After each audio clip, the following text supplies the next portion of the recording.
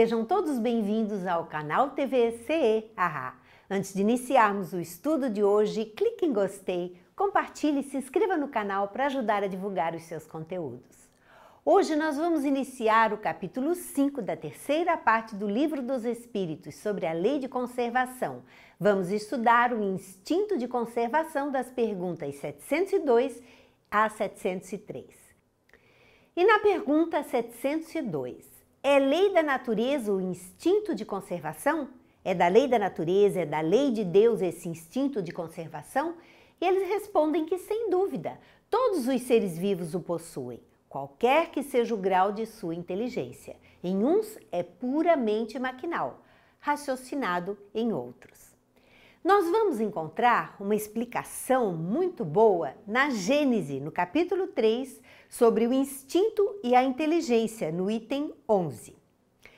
Qual a diferença entre o instinto e a inteligência? Onde acaba um e o outro começa? Será o instinto uma inteligência rudimentar ou será uma faculdade distinta, um atributo exclusivo da matéria? O instinto é a força oculta que solicita aos seres orgânicos a atos espontâneos e involuntários, tendo em vista a conservação deles. É o instinto que faz com que espontaneamente, involuntariamente, o ser busque a conservação da sua vida. Nos atos instintivos não há reflexão, nem combinação, nem premeditação. O ato instintivo, ele não premedita, ele age no impulso. É assim que a planta procura o ar, se volta para a luz, dirige as suas raízes para a água e para a terra nutriente, que a flor se abre e fecha alternativamente, conforme lhe faz necessário, que as plantas trepadeiras se enroscam em torno daquilo que lhes serve de apoio ou se lhe agarram com as gavinhas. No reino vegetal, as plantas também têm um instinto. Então eles vão falar lá na pergunta, vamos relembrar a pergunta 590 do Livro dos Espíritos, quando Kardec pergunta assim: não haverá nas plantas, como nos animais, um instinto de conservação que as induza a procurar o que lhes possa ser útil e a evitar o que lhes possa ser nocivo? Kardec querendo saber se na planta também há o instinto. E eles respondem que há, se quiserdes, uma espécie de instinto, como se fosse um rudimento de instinto, dependendo isso da extensão que se deu o significado dessa palavra. Percebem que é uma questão de palavras, e aí os espíritos, eles têm certas horas que eles dizem, vocês podem usar essa palavra, mas precisam se entender em relação a ela. É, porém, um instinto puramente mecânico, o instinto da planta. Se queremos chamar de instinto, vamos dizer que é um instinto puramente mecânico. Quando nas operações químicas observais que dois corpos se reúnem, é que um ao outro convém, quer dizer, é que há entre eles afinidade. Ora, a isso não dás o nome de instinto, é mais uma reação química que acontece no reino vegetal. Mas, se queremos denominar como instinto, podemos usá-lo sim, como se fosse um rudimento de instinto, um instinto puramente mecânico. E a Gênese continua. É pelo instinto que os animais são avisados do que lhes convém ou prejudica, que buscam, conforme a estação, os climas propícios, que constroem sem ensino prévio, sem ninguém ensinar, com mais ou menos arte, segundo as espécies, leitos macios e abrigos para a sua progênie. Armadilhas para apanhar a presa de que se nutrem, que manejam destramente as armas ofensivas e defensivas de que são providos, que os sexos se aproximam, que a mãe choca os filhos e que estes procuram o seio materno. O instinto no reino animal, a Gênese explicando como se dá o instinto no reino animal. E no homem? No homem, só em começo de vida o instinto domina com exclusividade. No bebezinho, é por instinto que a criança faz os primeiros movimentos, que toma o alimento, que grita para exprimir as suas necessidades, que imita o som da voz, que tenta falar e andar. Então, no início, a criança, ela tem somente, praticamente, instintos. No próprio adulto, continua a Gênese, certos atos são instintivos, tais como os movimentos espontâneos para evitar um risco, para fugir a um perigo, para manter o equilíbrio do corpo, tais ainda o piscar das pálpebras, para moderar o brilho da luz, o abrir maquinal da boca para respirar e assim por diante. No homem, então, o instinto ele se manifesta em vários aspectos, tanto no corpo físico quanto no ato de preservar a própria vida. E continuando a pergunta no Livro dos Espíritos, na pergunta 703, Kardec pergunta aos espíritos: com que fim outorgou Deus a todos os seres vivos o instinto de conservação? Por que Deus fez um instinto de conservação? E os espíritos respondem: porque todos têm que concorrer para o cumprimento dos desígnios da providência. Por isso foi que Deus lhes deu a necessidade de viver. Acresce que a vida é necessária ao aperfeiçoamento dos seres. Eles o sentem instintivamente, sem disso se aperceberem.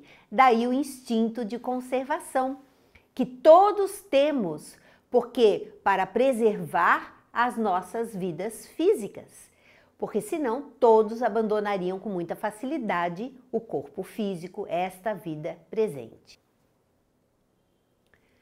E na Revista Espírita de fevereiro de 1866, com o título O Naufrágio de Boristene, nós vamos encontrar o relato desse naufrágio na costa da Argélia, a 15 de dezembro de 1865. Aconteceu esse naufrágio.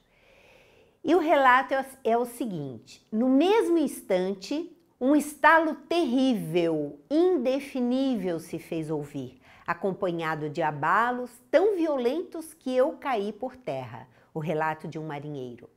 Depois ouvi um marinheiro gritar: meu Deus, estamos perdidos, orai por nós. Acabávamos de bater num rochedo e o navio abriu-se. A água entrava no porão aos borbotões. Os soldados que estavam deitados na ponte tentavam safar-se de qualquer jeito, soltando gritos horríveis. Os passageiros seminus atiravam-se para fora das cabines. As pobres mulheres se agarravam a todo mundo suplicando que as salvassem. Rogavam a Deus aos gritos, despediam-se. Um negociante engatilhou a pistola e queria estourar o cérebro. Arrancam-lhe a arma. Jamais vi cena tão horrível, tão pungente. Estar ali, cheio de vida e de saúde, em face de uma morte que se julga certa, é uma situação horrível. Naquele momento supremo e indescritível, o vigário, senhor Moisés, a todos deu a sua bênção. A voz, cheia de lágrimas, desse pobre padre, recomendando a Deus 250 infelizes que o mar ia tragar, revolvia todas as entranhas. Não há um grande ensinamento nessa espontaneidade da prece em face de um perigo iminente? Kardec agora começa a fazer algumas considerações. No meio dessa multidão apertada no navio, certamente havia incrédulos que antes nem pensavam em Deus, nem em sua alma, e eis que em presença de uma morte que julgam certa, volvem o olhar para o Ser Supremo como para a única tábua de salvação. Aqui Kardec começa a nos levar a pensar que até mesmo o incrédulo, na hora da morte, no perigo iminente da morte, ele busca algo para se segurar, para se salvar, ele busca a Deus.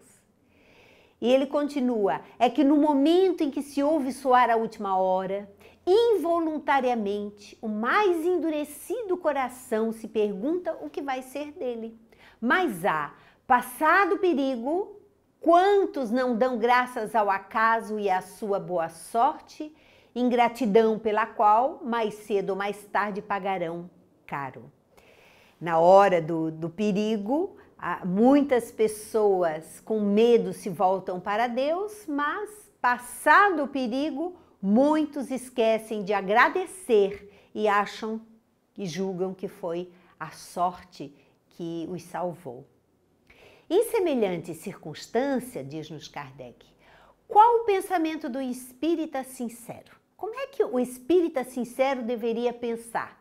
Numa iminência de morte, o que se deveria fazer?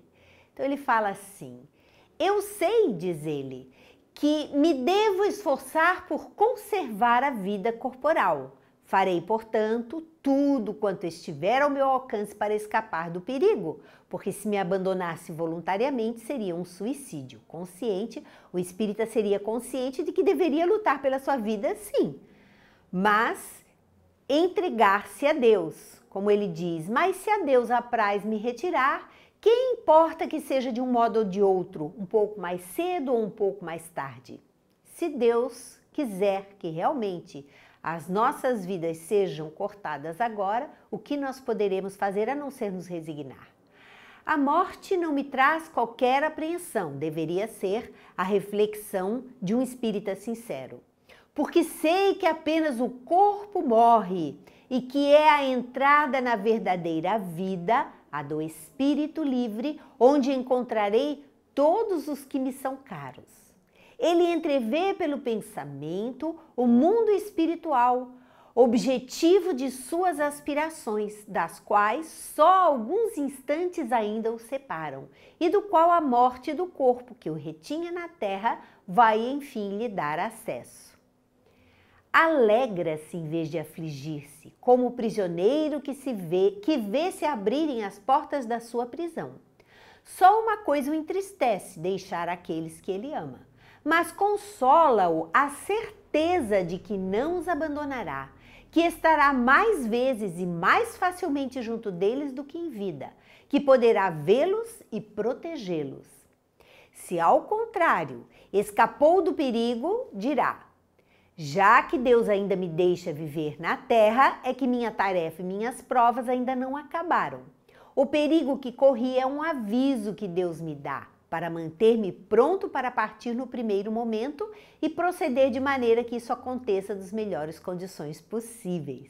Vejam como é que se dá a reflexão de um espírita sincero segundo Kardec, que realmente, quando alguma coisa está para acontecer, a gente deve procurar se salvar de todas as formas possíveis, se não for possível, se entregar com fé, com resignação, porque sabemos que é um momento passageiro e que virá a libertação.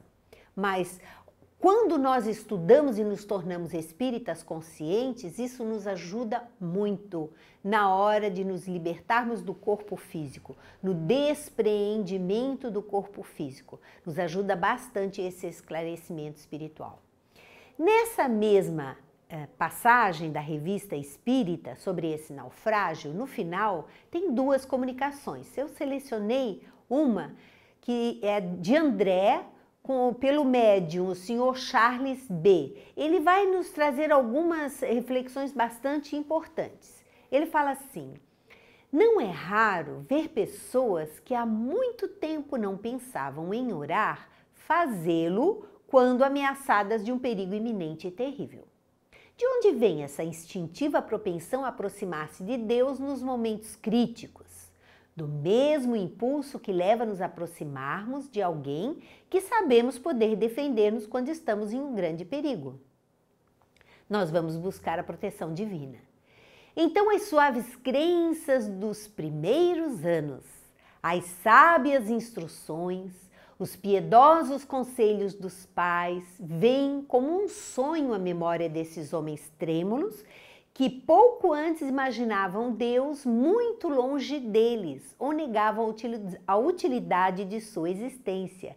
Nesses momentos, O homem recorda tudo aquilo que ele aprendeu na primeira infância, a orar, se lembra de Deus. Como é importante nós darmos a noção de Deus às nossas crianças, nós evangelizarmos nossas crianças, para que elas não cresçam seres materialistas que sofrerão muito até redescobrir o caminho da divindade. Nessa hora suprema, não mais pensa em todas as vãs dissertações sobre a existência de Deus, pois não mais duvida. Nesse momento, no momento do perigo da morte, da iminência da morte, ele crê, e aí está uma prova que a prece é uma necessidade da alma. Por isso mesmo deve ser repetida várias vezes. Como vos foi demonstrado que a prece tem para todos uma imensa utilidade, para aqueles que a fazem, como para aqueles para os quais ela se aplica.